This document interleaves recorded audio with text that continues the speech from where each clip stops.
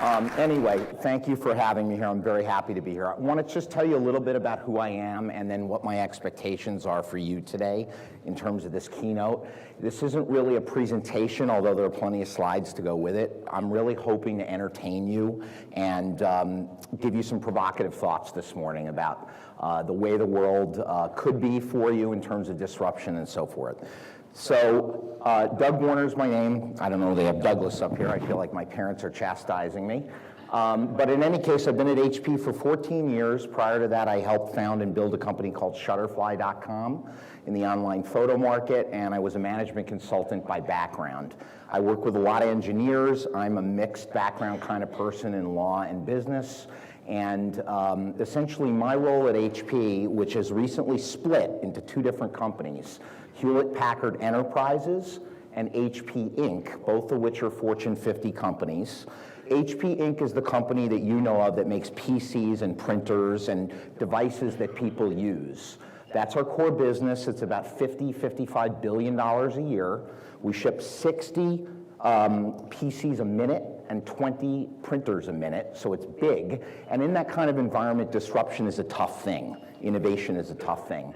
So my job, reporting to the executive committee at HP, is to focus on the trends and strategies for new businesses of tomorrow, and to then make the case for them, and then incubate brand new startups inside of the company, separate from the normal constraints that exist from traditional businesses. And I'll talk about my experiences with doing that and my experience in those businesses. So I hope you'll welcome me with some coffee on the journey, and afterwards I'd be more than happy to take any questions, okay? So with that, let's kick it off. The theme, actually I should just tell you, the theme of this, which I created, was really practical lessons from history to create the disruptive businesses of tomorrow. And you'll see why in a moment I say history is so important. We want to go into the future, but it's very hard to understand the future without understanding the past. And so that's what we're going to talk about today. Hopefully this works. There we go. So what I hope you take away today in general, and then I'm going to give you some very specifics towards the end, is that history is really, really important. There are many parallels between what's happened in the past in innovation, what's happening today, and what's going to happen tomorrow. None of us has a crystal ball, and if you can understand a little bit about those things in the past, you can understand an awful lot about how things are going to evolve in the future. Secondly, we're going to take a look at some of history's greatest inventors today, and what kind of lessons do they have for us in terms of insights. And I'm talking not just inventors of the last 20 years, not the Elon Musks of the world who did Tesla, but going way back to the people you learned about in childhood. And then finally, I'm going to touch upon disruptive innovation really requires a different set of tools and approaches than more traditional incremental innovation. What do we mean by disruptive innovation?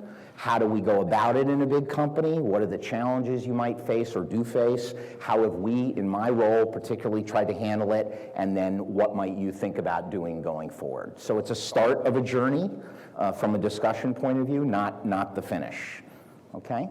And I'm a New Yorker, so I tend to go fast, and I get excited, but I'll try to slow down where I can.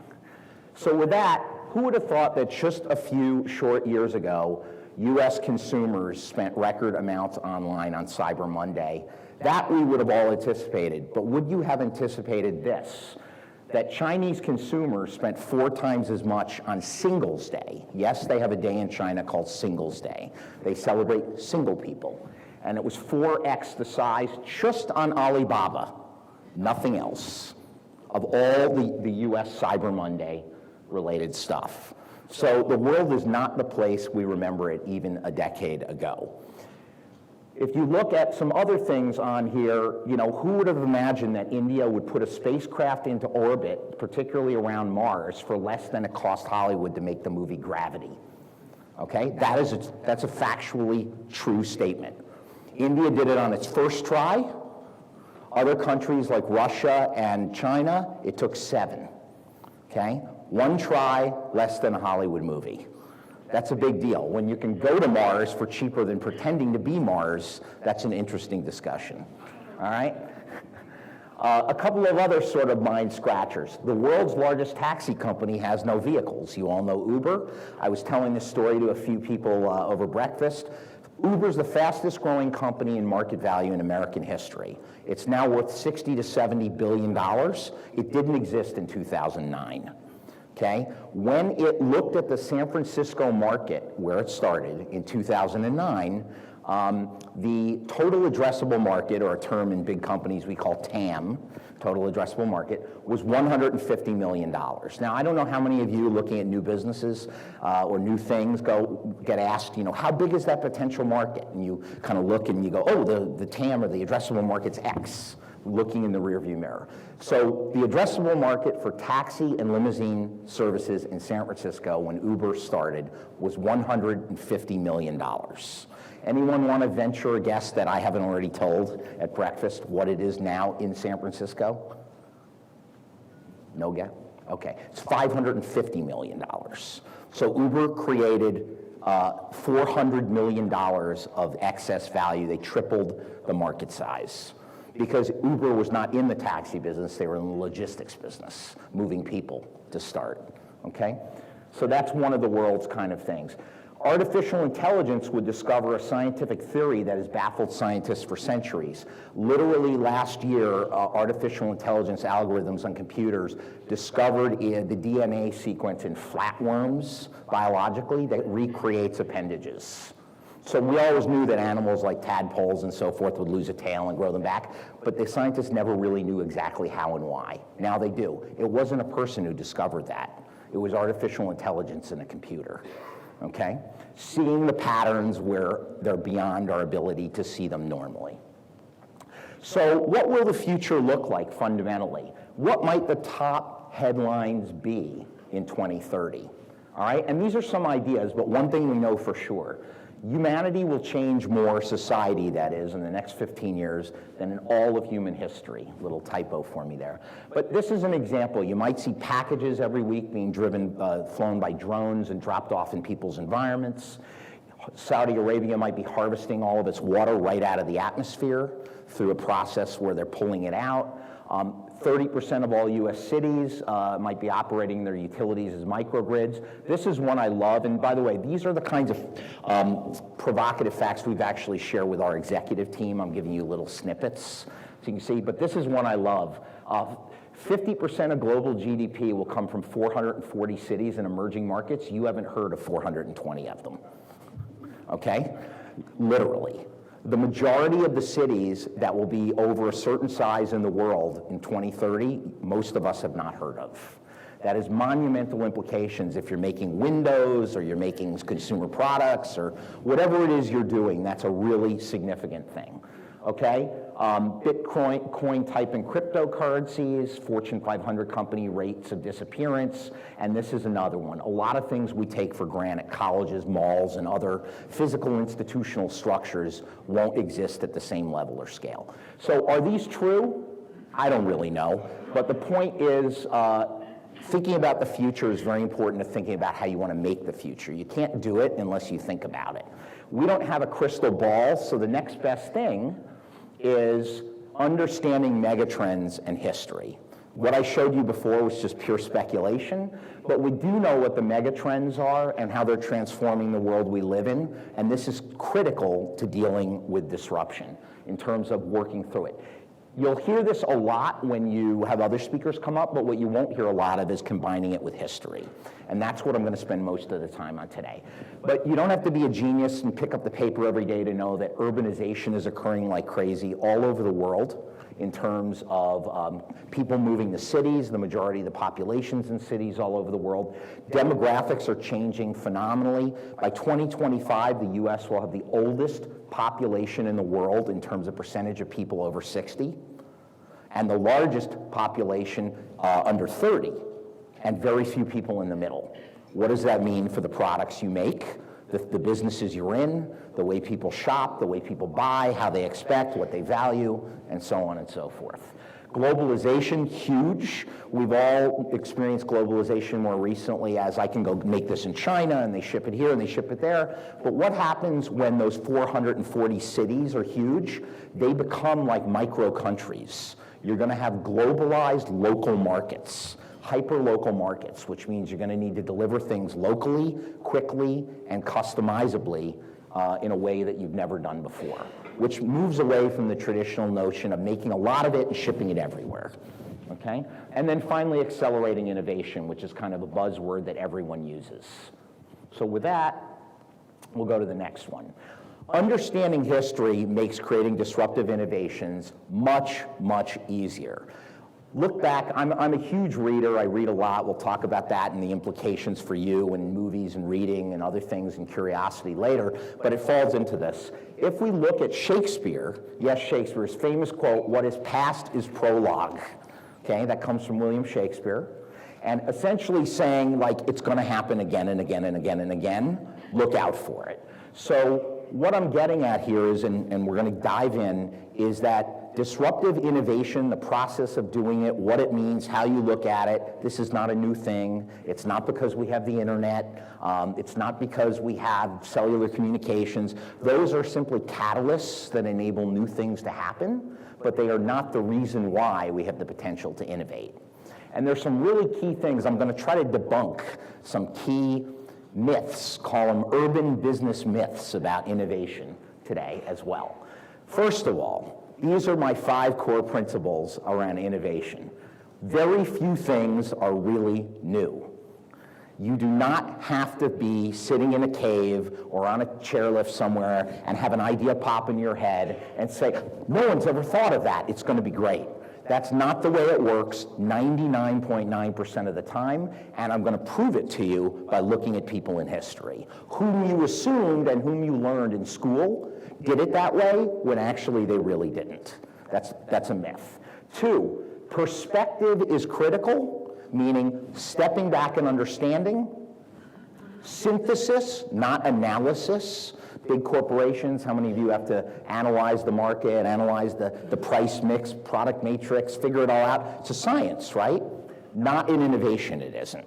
It is an art. And synthesis is key to develop insights about what the market wants. Okay? Creative chaos. I put this up there because HP, which is full of lots of engineers, has all these signs all throughout our offices that say, shh, people working, right? Literally. And I'm thinking to myself, that's crazy. If they're working, there should be activity. And if there's activity, there should be chaos. And so creative chaos is really key, and we see that in nature. There's quite a lot that goes on literally in nature and biology that says friction, chaos creates a lot of new things and so forth. Errors are good. You need to foster serendipity. Big corporations, and by big I really mean established companies, hate errors. It's what the scientific principle of management is all about. It's why people go to business school. You know, let's plan, let's figure, let's operate, let's not make any errors. The less the better, we win. Absolutely not the case in innovation. If you don't make errors, you don't innovate.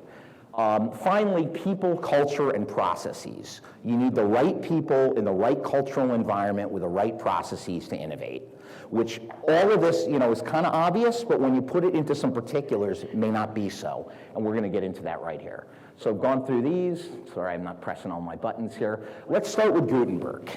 1440. Why did I put him up here? Because generally he's considered by just about every scientist, thinker in the world to be the inventor of one of the top 3 inventions of all time.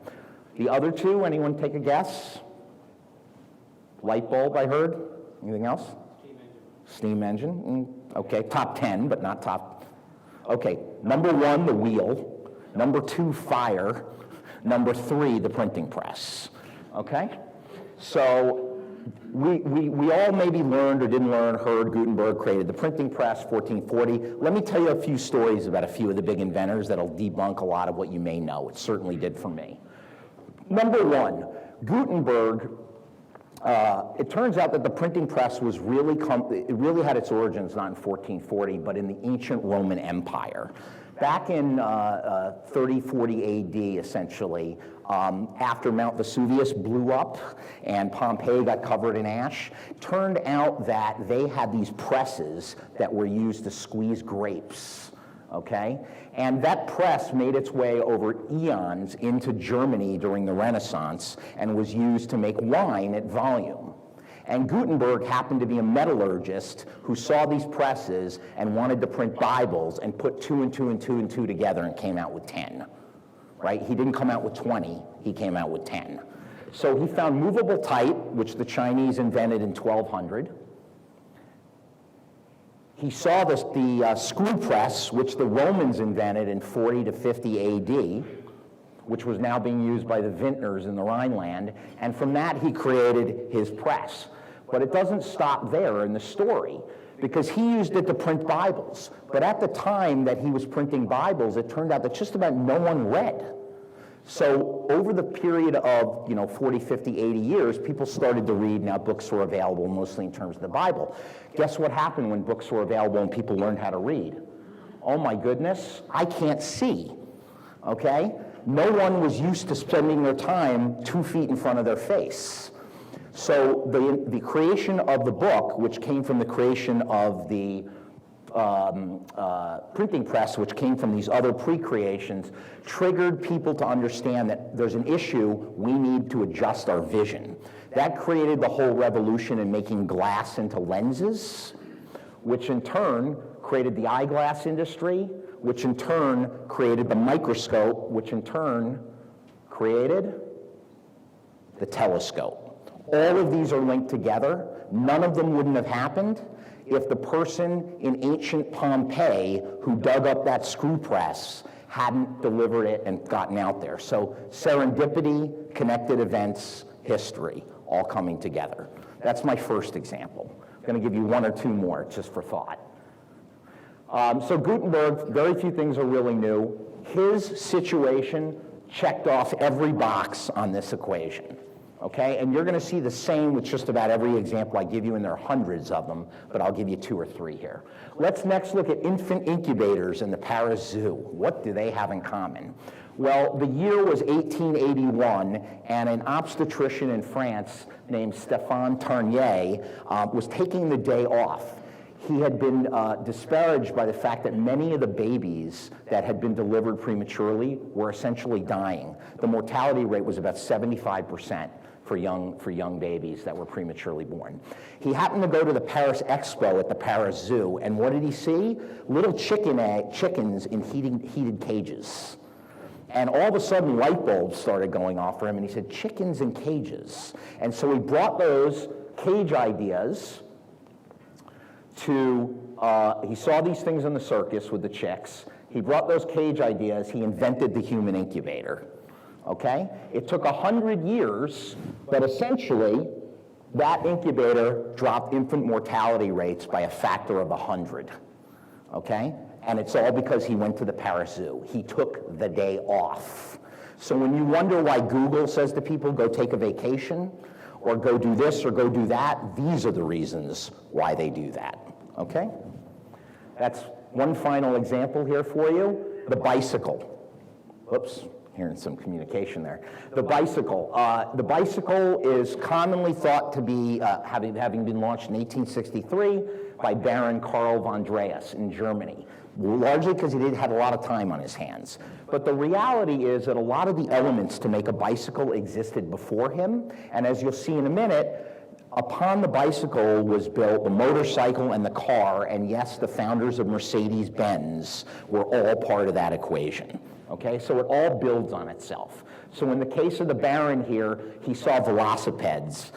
You might know these big wheel things. You turn the pedals on the wheel. It's like one giant wheel, or kind of an oddity from the circus. He had seen that.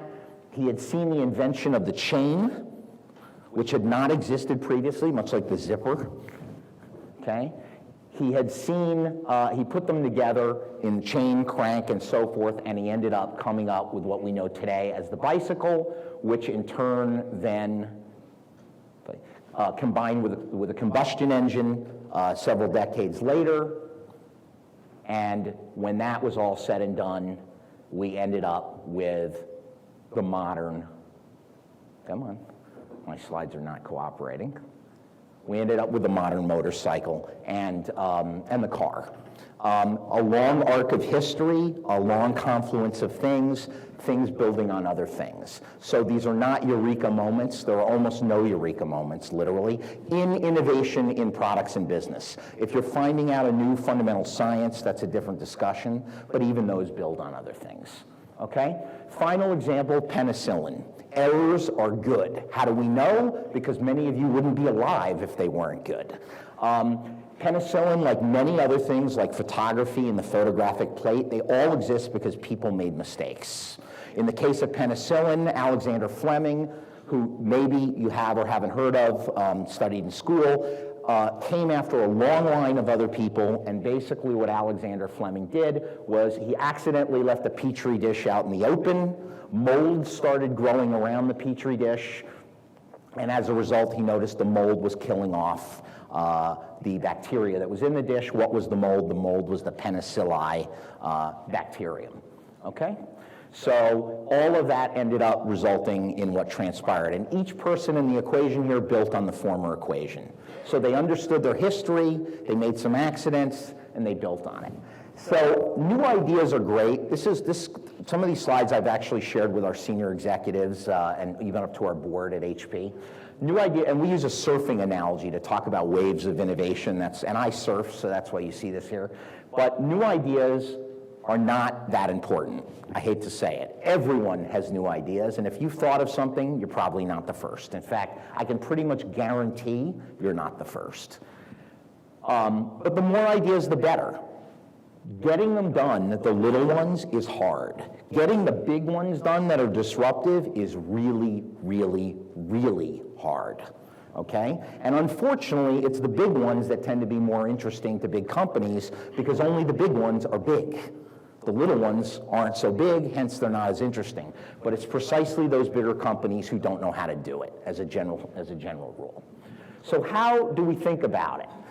I try to get really practical here. Those of you who might know, this is a business model canvas on the right in general. Really, in my opinion, it comes down to 4 core questions that everyone should ask when dealing with the notion of a new thing, a new disruption, or what have you. And in this order, not in the reverse order. And I say not in the reverse order because many companies, including my own, until I came along, used to ask, what's in it for my company, before they ever did anything else. And my answer is, I don't want to hear anything about my company until the very end, because it's irrelevant unless there's something in it for the market. So, number 1, what am I proposing to offer? Right? I have an idea, I think it's great. What is it that I want to offer? Can I really, wouldn't it be great if, you'd probably have this conversation with friends at the coffee shop or at the water cooler at the cafe at work. Who's the customer? Who do I think would want that idea, or why? That's a hypothesis, all right, which we're going to get to in a second. What's the value that I think they would find in it, which is also a hypothesis. It's not true until it's proven true. And then how can I get to them in an efficient way such that I can extract some economic value? Meaning, I have an idea, I can deliver something tangible or intangible, people actually like it, they're willing to pay me in some business model, I can take money out, and that's more money than it costs me to put in. That's really all it comes down to, but it's amazing to me in big companies how unoften that is the process that they use. What they typically use more often than not is, I know what I make a hammer, there's a market for other kinds of hammers, let's figure out where we can sell more hammers that are made out of this rather than made out of that. Okay? So the business model canvas is a great tool. I didn't invent it. There are many examples of it out there. I highly recommend you use the business model canvas to figure out and map out the fundamentals that answer these questions.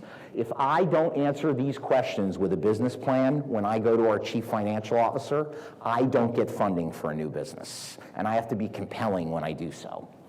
So next, what do we really mean by disruptive versus incremental innovation? okay? Now I will take credit, this is my concept in terms of the slide, but it's a 2x2 matrix. And here's what we basically mean. For those of you I know there are a lot of innovation people in the audience here, coming from established companies in most cases, but fundamentally, when you look at an established company, the overwhelming majority of its business happens in zone 1, right? Existing customers, existing markets, more or less product categories I know and understand, all right? Improvement is very incremental, it's very operational, and there's very, very little uncertainty. You know everything, if you're Procter & Gamble, you're analyzing hundredths of a share, right? Tiny little changes. So the notion in incremental innovation is building on a firm's knowledge. It's making a razor with 5 blades instead of 4, right? It's making a faster, cheaper product. That's all great. Our big companies like mine do that every day. That is not disruptive innovation. By the way, I get practically yelled at when I say this to my fellow executives because they think it makes them look bad. But that is what they do. If you have to deliver a P&L in short order, this is what you do, okay? As you move up the axis here, you're moving, so I have an existing technology, but now I'm going to make a new technology and apply it to my existing customer base. This would be like Procter & Gamble making Febreze, right? They come up with a new chemical, it removes odor, they're not exactly sure why it sells or how to sell it, same customer base, it's the women 24 to 54, in the home doing cleaning, et cetera, et cetera. That's number 2. Companies generally very comfortable with making that adjacent move. That's what they call growth, more often than not. Number 3 is I'm going to take my technology and I'm going to go into a completely new industry sideways that already exists, but it's not one I know. This is where you see companies buy other companies to build new businesses that they want to be in, but they're not in yet. Because they say, I know there's a there, but I don't really know how to do it. But they do, so I'm going to go buy them. So that's over here. Disruptive innovation, or what I do for a living, is everything to the right of this line. Okay? It's a new technology or a new thing, not just for your company, but for the market. That's really important. And it is to a market or a customer base that may not actually be a business yet. Okay? A la Nest, a la Uber, a la, pick your topic. Okay? So it's really radical changes that change the nature of what you think the business is you're in. Very, very hard for big companies to do 3 and 4. And I'm going to show you the processes that I've encountered that you might think about in terms of the challenges and the way you do this. This is, in the case of somebody like HP, for example, the way we traditionally look at adjacent category 1 and 2. New things, right? We look at an opportunity, we have a great new idea, we go, okay, is it attractive? How big's the market? This is like typical business school math. What could the revenues be? What's my business plan? The big, huge business plan. Does it leverage what I already know how to do? Can I do something unique? Do I have go-to-market channels? It's very predictable and very scientific. How many people here have ever had to work on a business plan or come up with an idea and justify it on some kind of a frame like this? Okay, just about everybody. That's what I thought. So I threw this away at HP and said, not going to do this. Instead, we're going to do this, which is, we're not dealing, let me go back for a second real quick. This is low to moderate uncertainty. This is what we know, but we're not taking advantage of today. That's not disruptive. So, and by the way, these slides are all available for folks who want them. This is new ideas with very high uncertainty. I don't know, but I have a really good idea there's a great opportunity there. Now, large companies will often say, we don't do that. Well, you better do that because that's exactly where the startups are going to kill you, okay? Because that's where they go. I call it the area under the elephant. As long as the mouse doesn't get stepped on, there's a lot of room under the elephant, right? And the elephant moves really slow, by the way. So first thing, does the opportunity map? What are the trends in the market? What's history said? What's going on? What do we think's happening at a macroeconomic level? That's where we start. We then look, and this is really key, you won't see the word TAM here. total addressable market, you'll see opportunity potential.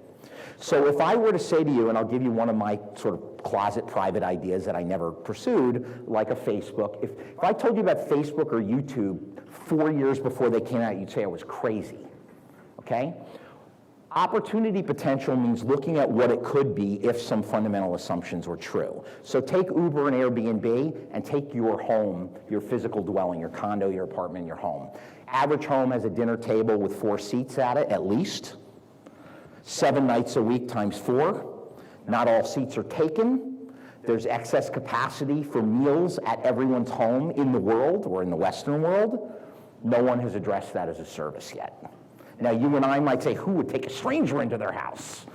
Airbnb, right? You see where I'm going with this, kind of as an example. So I'm not saying that's the idea anyone should pursue. I'm saying we could figure out the total addressable market opportunity. In that case, it would be, how much opportunity is there for meal sharing for visitors, travelers, city dwellers, and others who want to have human connection in the future world? Could be huge, could be zero, could be billions, right?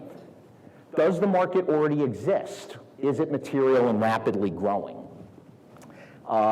Is there a potential end game that's compelling for the company? This is typically where you run into the big debates in companies, because they'll say, we don't do that. That's not our business, all right? Is there a clear canvas, clear hypothesis, and what's the investment return? So these are just a few of the concepts that we use, that I use when we approach new businesses. And some key thoughts on this, and then I'm going to kind of wrap up with a couple of things here. Number one, in new disruptive businesses and big companies to be successful, and I don't have time to give you case examples from my company, but we have them, you need the right mix of people. And they're not always the same people in the traditional businesses. If you think you're going to take a bunch of people in the traditional businesses and say, go do this new innovative disruptive thing, you are making a big mistake. The people who work in startup type environments that are disruptive have a different tendency of makeup and composition of how they think and act than in terms of risk aversion and behavior than the folks in process-driven operational organizations. Number two, you need to create an environment that has creative chaos. This is why Apple's new headquarters, called the UFO, which bought HP's Cupertino campus, it's one building that houses every employee at Apple in the United States. And it's concentric. Everyone meets in the middle when they go through the office. That's by design so that everyone bumps into everyone like a molecule and potentially has the idea to cross-fertilize, okay? You need friction. Unless it's uncomfortable and unless there's an environment that allows for outliers to actually shine, you're never going to have any outliers. There's a phrase in Japan, the nail that sticks up gets nailed down. That's why Sony did not see Apple coming, okay, in the mobile music space. Speed and agility is key. It's almost more important than anything else. Big companies typically not very fast. What do I mean by speed and agility? Anyone take a guess how often Facebook does well, let me step back. In the hardware world, physical world, product world, what's a typical life cycle from concept to release of product? People give me a couple of 5 years, okay? It's 24 months in the printer business at HP. 5 years, okay, great. In the software world, what do you think it is? Do you know how often Facebook releases a fundamental new product? Weekly. And it's constant. Every day they're releasing new things, and every week they're releasing. So speed and agility is key because you can't find out if you're right or wrong if you're not trying to find out if you're right or wrong. All right? Drive and determination is fundamental. Why? It's really, really hard. What do I mean by that? I tell the people on my team, I have a pretty big team at HP in many different incubations. It's not very popular with HR, but they get it. It's really hard to have a work-life balance in a startup environment, even in a big company. If you run, let's pretend you run a restaurant with your family members, right? You're the chef, mom's the accountant, brother is the ops guy, sister is the buyer, right? Restaurant business, you don't go, I'm going on vacation on Christmas. Restaurants humming along, doing great. You go home, you come back on Monday, and the whole place has been robbed. and you figure it out, and you do an analysis. What happened? How did we get robbed? Oh my God, the door was left open. And you go, well, whose job was it to shut the door, lock the door? And everyone looks around. And the answer is everybody's job. Everything in a new business is everyone's job. There is no compartmentalization of responsibility. And if there is, you're going to fail. All right? And then finally, having the right strategy, value, and proposition. So with that, I'll go back before I get to my thank you. And I'm actually a little ahead of time. With that, I'd say these are the fundamental principles. There are lots and lots and lots of tools and approaches that are necessary. I could have spent the whole time giving you case examples that we've used at HP. I'll give you one really quick example because I have 3 minutes left. We decided to go into the wearables business, but we didn't decide to make watches and other products that competed with Apple. We decided that wearables were really the evolution of existing products that people are used to wearing. Shoes, clothes, watches, jewelry, adornment. So we said the role of technology and the challenge in that morphing world is every company in a traditional industry, I don't care whether they make air conditioners, coffee makers, watches, or whatever, they're going to need to be smarter and smarter in their products and their solutions with new models. In most cases, they don't know how to do it. So we've ended up signing many of the world's leading designers and brands, and we're making their smartwatches. We're running the system, we're running the environment, and now they understand what their customers do, when they put on the watch, when they take it off, how often they walk, how far they walk. Whereas previously, no idea. You sell something, it's a product, it's gone. This happens to be an Isaac Mizrahi watch, which is a full Swiss movement analog watch, which has a digital display underneath that does the kinds of things you'd see on your Apple Watch, like notifications and so forth. Clearly, the person who would buy this is not the person who wants a Samsung watch, but it does happen to be one of the 1.2 billion people who buy watches every year, and so the watch companies know that. So just one little example for you. And with that, I'll wrap it up, and thank you for your time. And I almost never finish on time.